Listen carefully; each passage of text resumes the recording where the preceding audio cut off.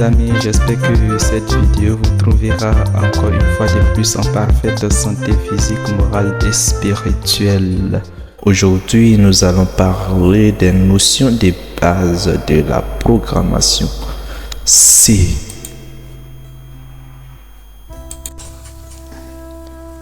Notion de base du langage C. Donc, nous allons d'abord parler de la structure d'un programme en C, ensuite les types simples en C, les variables, les constantes, les opérateurs de base et enfin les opérateurs. D'abord, structure d'un programme en C. Voilà un peu la structure d'un programme en C. Inclut des bibliothèques. Il y a des bibliothèques standards qui contiennent des fonctions toutes prêtes qu'on doit mettre dans notre programme. On les met en haut ici. Main, c'est la fonction principale, c'est la fonction d'entrée d'un programme en C. Ici, nous avons la déclaration des variables et partie traitement, c'est-à-dire c'est là que nous allons mettre les instructions du programme. On peut aussi faire ceci, void main, déclaration des variables et partie traitement. On peut faire également ça en mettant int main également et à la fin return 0. Voilà, donc ces trois possibilités sont valables. Donc on continue. Par exemple, voilà un peu un code écrit en C. Dièse include studio.h int main printf bonjour tout le monde. Donc ce programme va nous afficher tout simplement bonjour tout le monde. On peut tester un peu. On part sur le logiciel au revoir et créer le même programme pour tester voir.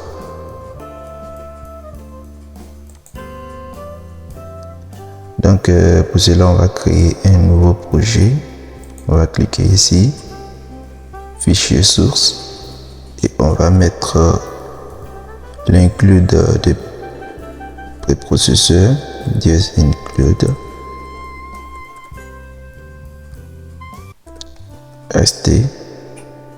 studio.h. Moi je vais utiliser une int main. Je les parenthèses, ensuite les accolades, printf. Bonjour tout le monde.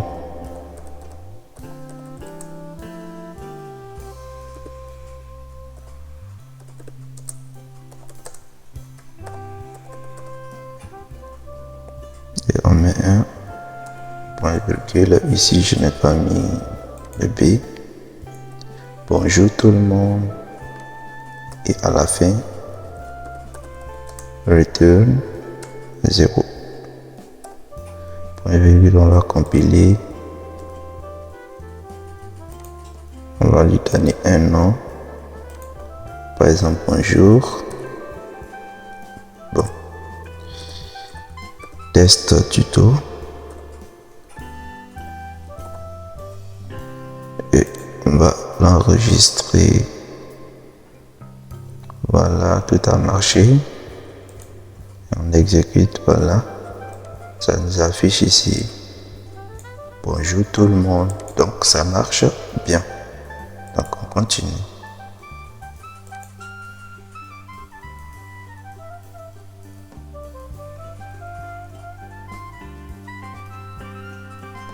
Toujours structure d'un programme en C.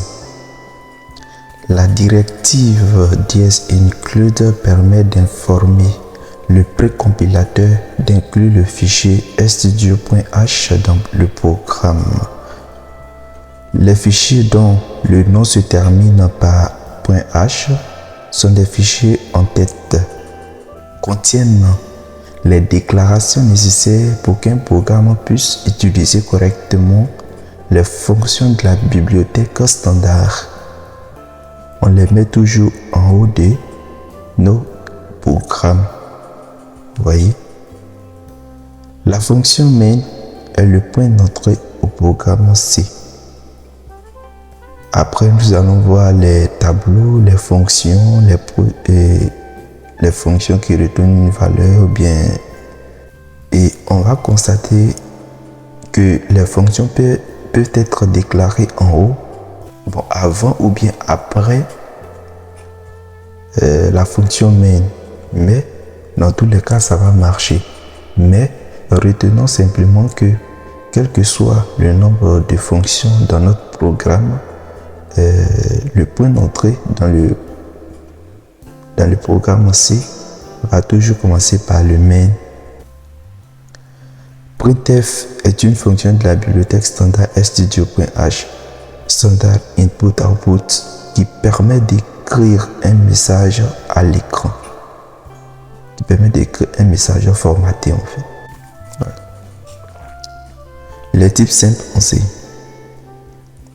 Les types de base du langage C se répartissent en 3 grandes classes en fonction de la nature des informations qu'ils permettent de représenter et sont les types int entier, les types réels float double, c'est-à-dire les nombres à virgule, le type caractère comme les caractères qu'on connaît A, B, C, D et les caractères anti slash, point, slash, les trucs, ainsi de suite. Nous verrons qu'en réalité, le type char en C est un cas particulier de int. D'abord, le type int entier. Le type entier permet de représenter les nombres entiers relatifs, comme que nous connaissons tous. Le langage C dispose de plusieurs types entiers caractérisés par leur taille, occupation mémoire et la présence ou non du signe. Donc en programmation C, lorsqu'on déclare une variable, cette variable occupe un espace en mémoire. Et cet espace a une taille en fonction du type qu'on donne à notre variable. On a le short int, on a le int simplement, on a le long int. On continue le type entier. Chaque type impose ses limites. Toutefois, la limite d'un type dépend non seulement du mot-clé considéré, mais également de la machine utilisée. Tous les ints n'ont pas la même taille sur toutes les machines. Vous voyez. Donc la taille d'un int dépend de la machine que vous utilisez. Regardons un peu. Chacun des 3 types int, long ou short, peut être précédé par le qualificatif insigné, c'est-à-dire non signé. Dans ce cas, il n'y a plus de bits réservés aux signes et représente que le nombre positif. Parce qu'en programmation, on parle de, pour ne pas dire en informatique, il y a des nombres signés. Les nombres signés, c'est-à-dire nombres avec représentation de bits, et les nombres non signés. Les nombres non signés représentent seulement les nombres positifs.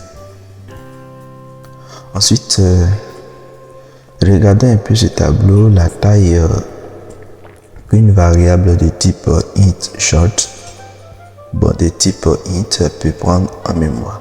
On a le int ou bien le short, sa taille en mémoire c'est 2 octets, c'est-à-dire 16 bits, et la place ça peut prendre des valeurs allant de moins 32 768 à 32 767. Voilà. Continue. Le type réel maintenant, float. sont des nombres à virgule flottantes, c'est-à-dire des nombres qui contiennent des virgules. Les floats, on peut voir les floats simples précision 4 octets. On peut voir aussi des double précision 8 octets et les longues double précision étendue 10 octets. Toujours les types simples aussi de type caractère. Une variable de type caractère occupe en mémoire un octet qui peut recevoir les 256 codes du ASCII étendu. Le code ASCII, c'est quoi? Notre ordinateur ne peut mémoriser que des nombres, puisque notre ordinateur ne peut contenir que des chiffres. Donc, il y a une table qui fait la référence entre les nombres et les lettres, pour ne pas dire les caractères que nous utilisons. Est-ce que vous voyez? C'est ça qu'on appelle le code ASCII. Le type caractère est identifié par le mot-clé char. Le code ASCII est une norme standard pour la représentation des caractères. Pour chaque caractère correspond un code. Par exemple, le code A, par exemple, est 65. Le code de grand B est 66. Le code de petit a est 97. Le code de petit b est 98, etc. etc. En fait, le langage C respecte la casse, c'est-à-dire c'est un langage qui fait la différence entre les lettres majuscules et les lettres minuscules. Vous voyez qu'aujourd'hui, et ici comme ça, A et A n'ont pas le même code en ASCII, si vous voyez. Voilà. Autre type booléen. Donc, la norme C99 introduit le type booléen sous le nom de bool. Une variable de ce type ne peut prendre que deux valeurs, vrai ou faux. Pour utiliser ce type, il faudra importer la bibliothèque standard stdbool.h. Les variables en C.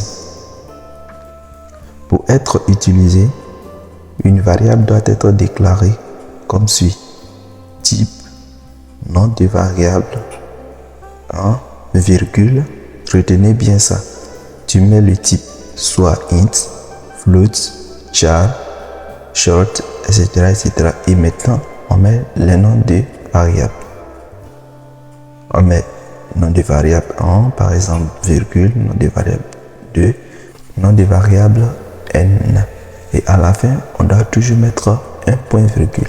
À la fin de toute instruction en langage C, on doit mettre un point virgule à la fin. Exemple, int x, nom, ma variable par exemple, y égale à 15. Retenons que lorsqu'on déclare une variable, on peut assigner une valeur directement à cette variable. Par exemple ici, y égale à 15, float, nombre, virgule, n. Voilà, est-ce que vous voyez? Float nb, virgule, retenez ça, n1, point virgule à la fin. Et ici, char, c, c'est-à-dire nous avons notre variable c, virgule, la variable lettre égale a. Voilà. Donc, on continue. Les constantes en C.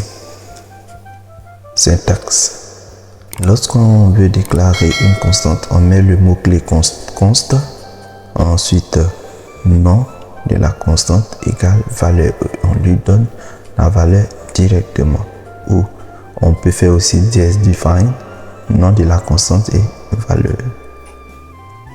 Dans ce cas, On ne peut pas changer la valeur d'une constante dans le programme. C'est pour cela qu'ils sont appelés des constantes. Lorsqu'on les déclare, on ne peut plus changer leur valeur. Exemple, const âge égale 20, dièse define âge 25. Affectation. L'affectation est une instruction qui permet de placer une valeur dans une variable préalablement déclarée. Il faut déclarer la variable avant de l'utiliser. C'est très important. Sa syntaxe est la suivante. Nom de la variable égale à la valeur. Exemple, a égale à 15 par exemple. Mais avant de dire a égale à 15, il faut que la variable a soit déclarée au préalable. Sinon, il aura une erreur. A égale à 15 par exemple. Nom égale à S. R égale à A plus 2. Retenez bien ça. Ensuite, l'affichage. La fonction printf permet de transférer du test des valeurs, des variables ou des résultats d'expression vers l'écran. Sa syntaxe est la suivante. Format message, virgule, nom de la variable 1, nom des variables 2, etc., etc. On peut mettre autant de variables qu'on veut dans la fonction printf et à la fin un point virgule. La partie format message, par exemple ici comme ça, partie format message, est une chaîne de caractères pouvant contenir du texte, des séquences d'échappement ou des spécificateurs de format. Les spécificateurs de format commencent toujours par le symbole %, suivi d'un ou de deux caractères qui indiquent le nom, le format d'impression. Le tableau suivant montre les spécificateurs de format utilisés avec la fonction printf. On peut voir ce tableau-là. Ici, nous avons symbole et le type. Par exemple, %d ou %i pour afficher un int. Ce spécificateur convient aussi à char, c'est-à-dire les caractères. %ld ou %li, long int. Donc retenez bien ceci parce que généralement nous allons utiliser le %d, le %c, le %f et le %s généralement. Voilà. Donc voilà, %u insigne int, %c caractère convient aussi à short ou int, %f float, c'est-à-dire les nombres à virgule, double notation décimale, etc. etc. Voilà. Les opérateurs de base en C. La fonction scanf offre pratiquement les mêmes conversions que la fonction printf, mais dans le sens inverse. Sa syntaxe est la suivante. Se présentant comme suit: scanf, spécificateur, adresse de la variable. On en parlera plus tard sur cette affaire d'adresse là. Donc exemple, scanf %d, %s. Donc le %d, ça va récupérer la valeur de la variable a et %s va récupérer la valeur de la variable âge. Voilà. Les opérateurs arithmétiques. En programmation, on utilise aussi les opérateurs arithmétiques tels que l'addition, la soustraction, la multiplication, la division entière et rationnelle et le modulo. Je pense qu'à ce niveau, c'est le modulo qui s'ajoute et les autres opérateurs de base, nous les connaissons déjà, tels que l'addition, la multiplication, la division. Et ici, le modulo s'ajuste. Modulo, c'est juste le reste de la division entière. Les opérateurs logiques, nous avons ici le et logique, AND. Ensuite, nous avons les opérateurs ou logique. On a la négation, not, égal à la différence, respectivement strictement inférieur, strictement supérieur, inférieur ou égal, supérieur ou égal, etc., etc. Alors, si vous avez aimé, n'hésitez pas de me laisser un like, ça fait du bien. Tous ceux qui sont nouveaux sur cette chaîne, n'hésitez pas de vous abonner et d'activer la cloche de notification pour ne rater aucune de nos prochaines vidéos qui passeront sur cette chaîne. Alors, pour tous ceux qui n'ont pas regardé la première partie concernant l'installation des différents logiciels que nous allons utiliser pour cette formation, je vais vous laisser le lien en description. Allez-y, lancer un coup d'œil pour voir un peu comment installer les logiciels que nous allons utiliser pour cette formation. Donc voilà, si vous avez des questions ou bien des préoccupations, n'hésitez pas à me les laisser en commentaire et on se retrouve à la prochaine